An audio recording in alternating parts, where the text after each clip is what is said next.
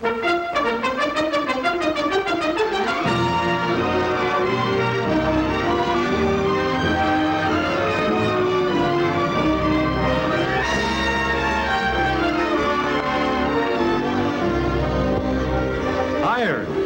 the basic building material of modern industry. Iron, the most useful of all metals. Everywhere we look, we see iron. Its services to mankind are limitless. Iron is the basis of innumerable forms of metal. In one form, it is used where strength is required. In another, beauty is an important factor. Iron is used in beams that must be rigid, as well as in structures that are springy and elastic. Iron where there is great strain or where hardness is needed. Some forms of iron resist long exposure to the elements. Others are unaffected by heat. The most common commercial source of iron is iron ore. Iron which is found in the Earth's interior in the form of a red dust that is one of man's most valuable possessions. Huge masses of this ore are transported from the mines to the blast furnaces. In the blast furnace, the process of changing the iron ore into iron is carried out on a tremendous scale. The iron ore is mixed with coke and limestone and then loaded into the top of the furnace. This towering structure holds many, many tons of the red ore, which is soon to become iron. A blast of superheated air forced into the furnace sweeps up through the raw materials. The air heats the coke until it burns at white heat. The heat drives most of the impurities from the iron ore, leaving liquid iron in a pool at the bottom of the furnace. In the laboratory, we can see how the ore is converted into iron. The ore is mixed with a powdered chemical. When the mixture is ignited, it burns at terrific heat. The impurities are driven off, leaving white-hot molten iron. In the blast furnace, the molten iron contains some other elements which have been soaked up during the process. So the molten metal is usually transported in its liquid state directly to the steel mill. In the mill, many huge furnaces await the carloads of dazzling liquid iron. The iron is poured into the flaming furnaces where most of the impurities are burned out. The process of removing the impurities changes the iron into steel. The steel is drawn from the furnace and poured into molds, forming ingots. The molds are stripped off the ingots after the steel is hardened. The huge blocks of steel, weighing several tons, are placed in a soaking pit or open furnace and reheated to uniform temperature. When the ingots are white hot, they are taken out of the soaking pits and transferred to the blooming mills. In the blooming mills, the ingots are shaped and pressed by powerful rolls. The massive rolls exert terrific pressure on the hot steel, kneading it and flattening it until at last it can be worked into almost any desired shape and thickness. Steel is strong, hard, enduring. But the strenuous use to which steel is put today demands many special characteristics. More different kinds of steel are needed to meet the high manufacturing and engineering standards of the automobile makers than for any other purpose. And so, the modern automobile makers have laboratories for testing and improving the qualities of steel. In the laboratory furnace, we see how steel can be given special characteristics by mixing with it small amounts of other metals. Steel can be made extremely hard by adding a small amount of chromium. The chromium is added to the melted steel. After careful blending, the mixture is poured into a mold and then scientifically brought to normal room temperature. The hardness of steel to which chromium has been added is measured by denting it. A small, extremely hard ball is forced down into the steel test specimen. The size of the dent or impression is measured under the microscope. The smaller the dent, the harder the steel.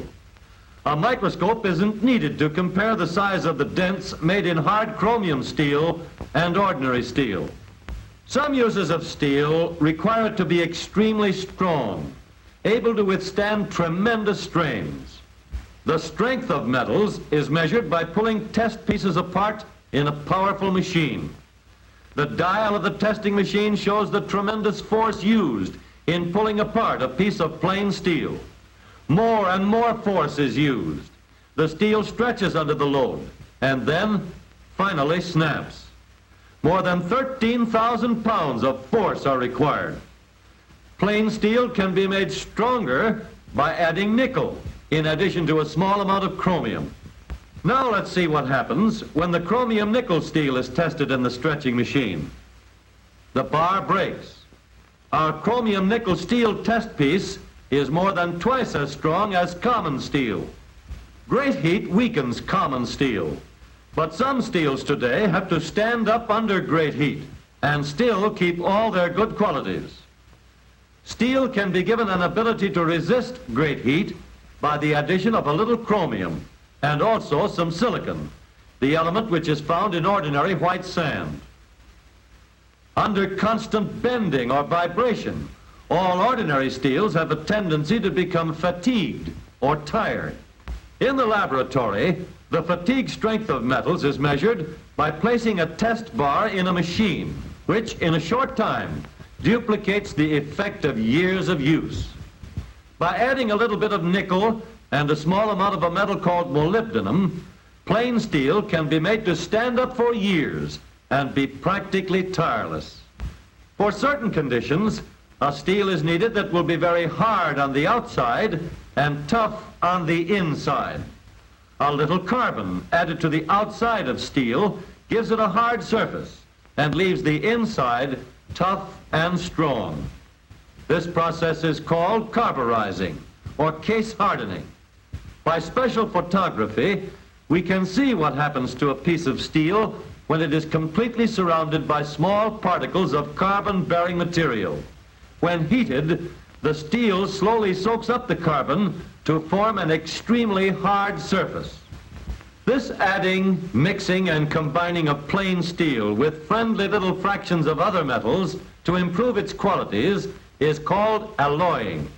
Chromium, nickel, silicon, molybdenum and vanadium, tungsten and manganese.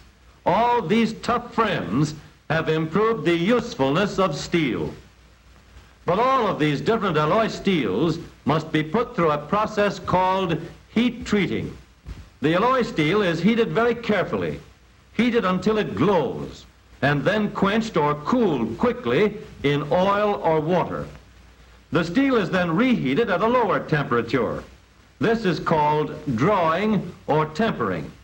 The heat treatment brings out all of the good qualities of each of the alloy steels.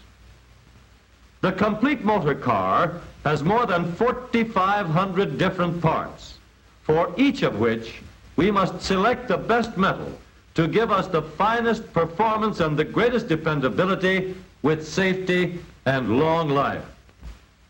For swift cooling of the ribbed brake drums of perfected hydraulic brakes, cast iron is used. Tough sheets of carbon steel are pressed into sturdy turret tops and uni-steel bodies. Rigid girders, capable of resisting all sorts of shocks and strains, are formed of specially treated steel for rugged box girder frames. Steel with chromium added for hardness is pounded and cut and polished into gears for the silent transmission of power from engines to rear wheels. Chrome nickel steel, steel made stronger by alloying it with two tough friends, goes into axle shafts that will stand up under twisting strains. Modern shockless steering is made safer by the same tough chrome nickel alloy. Large valves made of chromium and silicon steel resist temperatures over 4,000 degrees in high compression valve and head engines of today. Silicon and manganese make springs more elastic and durable and improve the effectiveness and long life of knee action units. Carbon, added in the case hardening process, gives rugged, wear-resisting hypoid rear axles and makes possible the low center drive. Over 80 different alloy steels especially for use in the motor car of today, have been developed from the one basic building block, iron. And each of these steels is the best for its particular use in its particular place.